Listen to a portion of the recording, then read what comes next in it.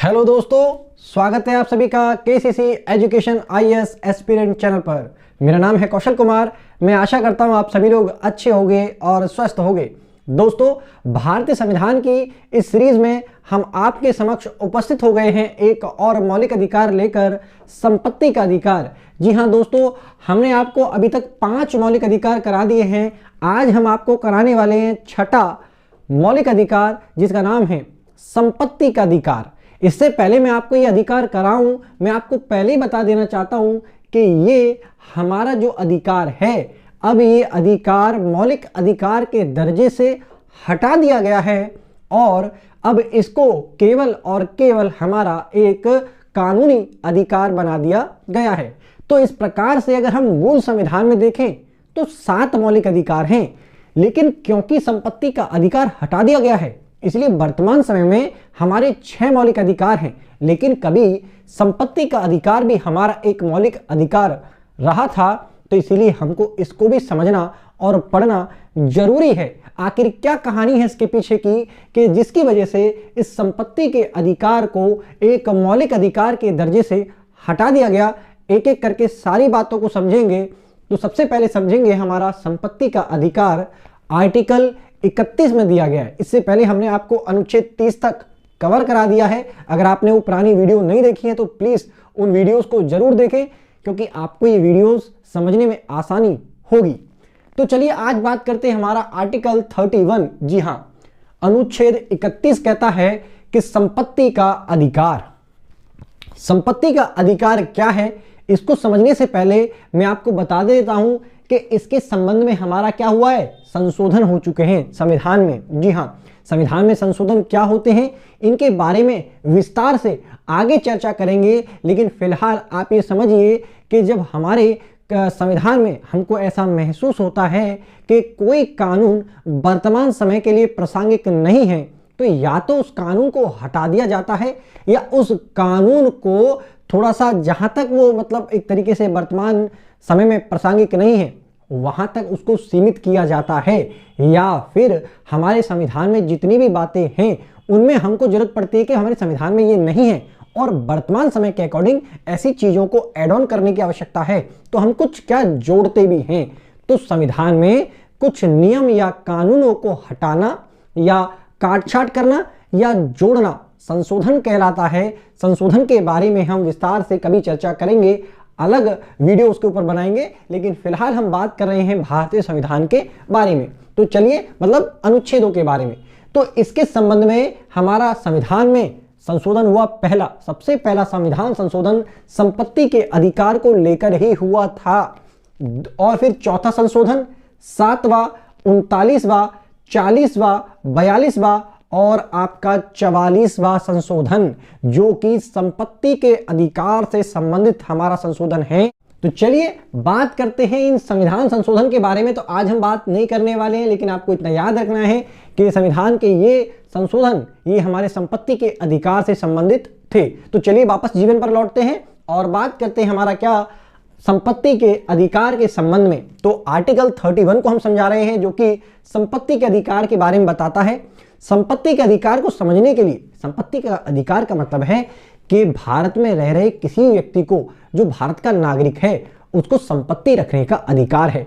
और ये मौलिक अधिकार था, तो वो जितनी मर्जी संपत्ति रख सकता था। लेकिन आप जरा सोचिए कि जब भारतीय संविधान निर्माताओं ने संविधान को 1949 में बना के तैयार कर दिया, तो 1950 में 26 जनवरी 1950 को जब संविधान लागू किया, तो अभी तक तो केवल वह एक आदर्श रूपी एक काल्पनिक चीजें थी जिसके बेस पर संविधान बनाया गया था कि ऐसा ऐसा होगा।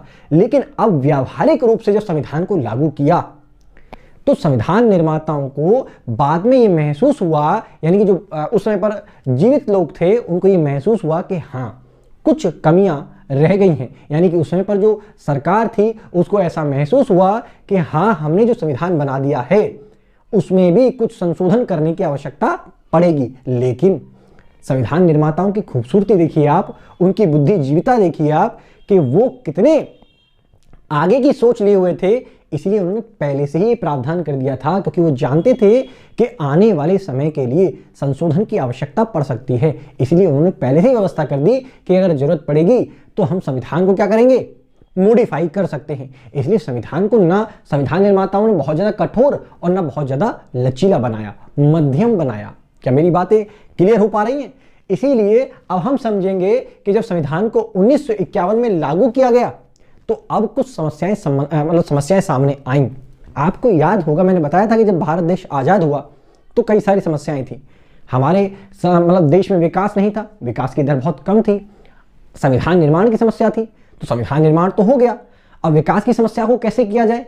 तो हमारा जो अर्थव्यवस्था है वो तो मिश्रित अर्थव्यवस्था है, लेकिन मुख्य रूप से तो हमारी जीडीपी में, हमारी नेशनल इनकम में सबसे ज्यादा योगदान किसका था उस समय पर? कृषि क्षेत्र का था। और कृषि क्षेत्र का विकास ना किया जाता, समस्याएं भयानक उत्पन्न हो जाती। लेकिन क्या करें, उस समय तो बहुत सारे लोग ऐसे थे जिनके पास संपत्ति थी ही नहीं या जमीन थी ही नहीं, तो वो जमीनें करें कहां से? और कुछ लोग समाज में ऐसे थे, जमींदार लोग, क्योंकि जमींदारी व्यवस्था थी, उनके पास कई एकड़ यानी कि 100-100 एकड़, 200-200 एकड़ जमीनें उनके पास थी।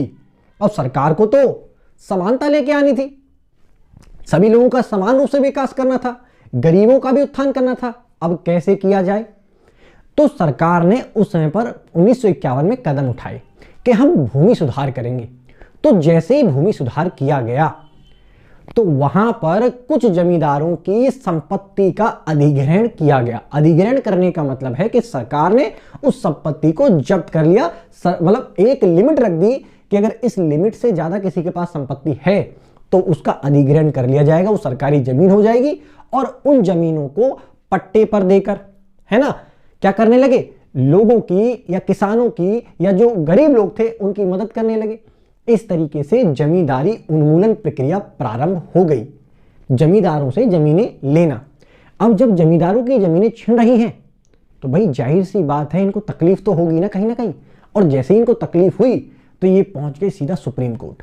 और सुप्रीम कोर्ट में इन्होंने कहा कि महाराज ये कैसी व्यवस्था है, ये महोदय ये कैसी व्यवस्था कर रखी है, ये तो हमारे मौलिक अधिकारों का अतिक्रमण हो रहा है। एक तरफ तो आप हमको संपत्ति का अधिकार देते हैं, दूसरी तरफ आप हमको आर्टिकल 14 भी देते हैं, समानता का अधिकार। तो ये तो हमारे समानता के अधिकार का खंडन है। आप ऐसा कैसे कर सकते हैं? हमारे पास जमीनें हैं तो हम क्या करें, उनके पास नहीं है तो हमारी गलती क्या है इसमें? आप हमसे हमारे साथ कैसे भेदभाव कर रहे हैं कि हमारी जमीनों के अधिकार है, संपत्ति का अधिकार है, फिर भी हमारे मौलिक अधिकारों को छीना जा रहा है।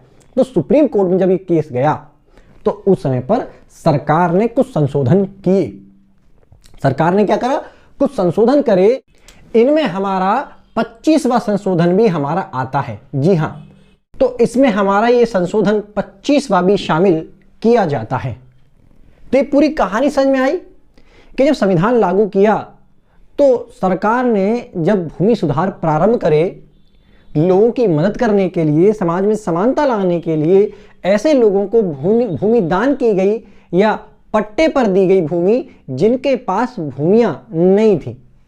लेकिन कुछ लोग ऐसे थे समाज में जिनके पास भूमियां बहुत ज्यादा हैं, जमींदारी, मतलब उनके पास पहले से जमींदारी है, 100-100 एकड़ जमीन है, 200-200 एकड़ जमीन है।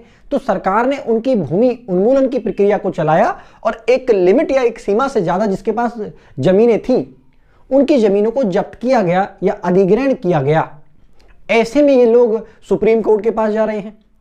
तो यहीं पर उन्होंने ये हवाला दिया कि महोदय हमारे आर्टिकल 31 और आपका अनुच्छेद आर्टिकल 19 एक का 6 भाग खंडित हो रहा है। ये दोनों में क्या क्या बातें की गई हैं ये भी आप समझ लीजिए कि इन्होंने क्यों कहा कि हमारे संपत्ति के अधिकार का अतिक्रमण हो रहा है। आर्टिकल 19 एक का 6 भाग कहता है कि संपत्ति रखने का अधिकार है सभी को, उसके अधिग्रहण की भी उनको अधिकार है, और साथ ही अगर कोई भी मामले में, मतलब उनकी जमीन का कोई मामला है तो उससे निपटारे की भी गारंटी देता है सुप्रीम कोर्ट या संविधान। आर्टिकल 31 कहता है कि यदि किसी को संपत्ति से वंचित करना है, मतलब कोई अगर सरकार या कोई व्यक्ति उसकी संपत्ति को जब्त करता है या उससे वंचित करता है, छीनता है, तो उसके खिलाफ सुप्रीम कोर्ट में जा सकता है। एक तरफ अगर हम बात करें तो उन्होंने ये भी कहा है आर्टिकल 31 के अंदर कि बिना किसी विधि के संपत्ति पर अधिकार नहीं किया जा सकता है जब तक विधि के तहत कोई कानून ऐसा ना हो। दूसरी बात, एक और बात कही उन्होंने, तीसरी बात कि राज्य अगर कोई भी अधिग्रहण कर रहा है संपत्ति का तो वो उसके दो आधार हो सकते हैं। एक तो सार्वजनिक हितों के लिए उस जमीन का प्रयोग करे, दूसरी बात कि उनको क्षतिपूर्ति देगा जिसको हम मुआवजे के रूप में भी जानते हैं। लेकिन ये तो हो रहा था, लेकिन क्षतिपूर्ति नहीं दी जा रही है। ऐसे में जो किसान लोग थे या जो आपके जमींदार लोग थे वो सुप्रीम कोर्ट जा रहे हैं कि हमारे संपत्ति के अधिकार का उल्लंघन हो रहा है। ऐसे में अब सरकार क्या करेगी? संशोधन करेगी। तो सबसे पहला संशोधन हुआ हमारा 1951 के अंदर, संशोधन हुआ हमारा 1951 के अंदर, प्रथम संविधान संशोधन जिसको हम भूमि सुधार अधिनियम के रूप में भी जानते हैं। और इस संशोधन के माध्यम से अनुसूची 9 को जोड़ा गया जो भूमि सुधार से संबंधित थी, और आर्टिकल 13 में परिवर्तन करते हुए, क्योंकि आर्टिकल 13 कहता है क्या कि ऐसी कोई भी विधि सरकार या संसद नहीं बनाएगी जो मौलिक अधिकारों का अतिक्रमण करता है। अब उन्होंने सीधा कह दिया अनुसूची 7 के अंदर कि जितने भी विषय हम अनुसूची 9 में रखेंगे इनको कहां पर? न्यायालय के अंदर चुनौती नहीं दी जा सकती है। मतलब कोई आर्टिकल 14 और आर्टिकल 19 और आर्टिकल 31 का हवाला देते हुए केस नहीं कर सकता है। क्या इतनी बातें क्लियर हुई? तो ये था हमारा आर्टिकल 31 से संबंधित विवाद, जिसके कारण कई सारे हमारे अनुच्छेद सामने आएंगे और संशोधन भी सामने आएंगे। अब बात कर लेते हैं कि इसके बाद एक नया ही हमारा अनुच्छेद आ गया जिसको हम कहते हैं अनुच्छेद 31A। तो अनुच्छेद 31A, अनुच्छेद 31B और अनुच्छेद 31C क्या कहता है? समझ लीजिए ध्यान से कि अनुच्छेद 31A कहता है कि संपदा आदि के अर्जन करने वाली विधियों की व्यावृत्ति,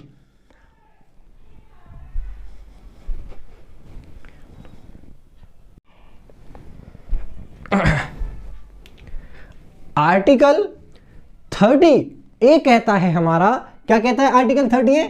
आर्टिकल 30A कहता है संपदा आदि के अर्जन करने वाली विधियों की व्यावृत्ति। व्यावृत्ति मतलब इनका खंडन। मान लीजिए यदि सरकार किसी संपत्ति का अर्जन करती है तो कोई भी विधि वह कानून के खिलाफ नहीं होगी। जैसे संपत्ति के अधिग्रहण या संशोधन के लिए आर्टिकल 14 और आर्टिकल 19 का हवाला नहीं दिया जाएगा, और साथ ही जो जमींदारी उन्मूलन है वह सरकार का अधिकार है या फिर वह एक तरीके से विधि के द्वारा मान्यता प्राप्त है। ये हमारा संशोधन कर दिया गया और आर्टिकल 31A लेके आया गया। फिर इसके बाद एक और आर्टिकल जोड़ा गया, आर्टिकल 31B जिसे कहते हैं कि कुछ अधिनियमों और विनियमों का विधि मान्यकरण। कि मान्यकरण होगा कैसे होगा? कि अनुसूची जो 9 है उसके अंदर जितने भी विषय हैं वो विधि के ही सामान्य रहेंगे और यह किसी विधि का उल्लंघन नहीं माना जाएगा, और ना ही आप सुप्रीम कोर्ट में इसमें जितने भी विषय शामिल हैं उसको चुनौती दे सकते हैं। एक और आर्टिकल जोड़ दिया गया। इसका मतलब क्या है? आप देख रहे हो सरकार को पावरफुल बनाया जा रहा है। ऐसे में जब सरकार को पावरफुल बनाया जा रहा है तो सुप्रीम कोर्ट को क्या लगेगा?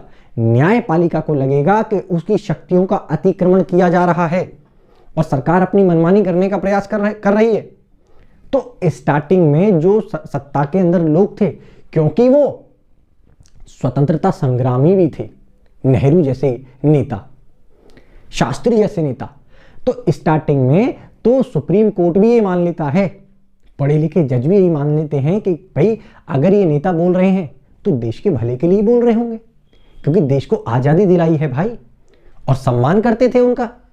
लेकिन अब धीरे धीरे जैसे जैसे आपका टाइम बढ़ेगा और नए राजनेता सामने आएंगे और लगातार ये होता चला जाएगा इवन इंदिरा गांधी के टाइम तक, अब न्यायपालिका को अपनी शक्तियां मतलब अपना कार्य क्षेत्र सीमित होता हुआ नजर आएगा, जिसमें विवाद उत्पन्न हो जाएगा कार्यपालिका वर्सेस आपका न्यायपालिका।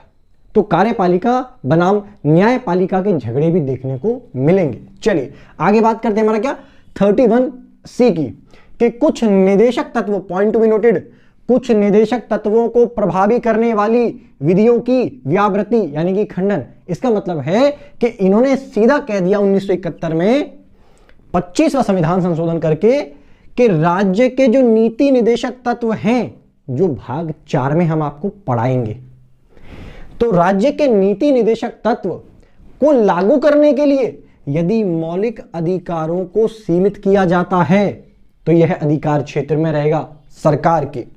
ठीक है ना, तो ये बात आपको याद रखनी है। एक और बात आपको याद रखनी है कि 42वां संविधान संशोधन 1978 में किया गया, उस समय पर हमारा जनता पार्टी थी।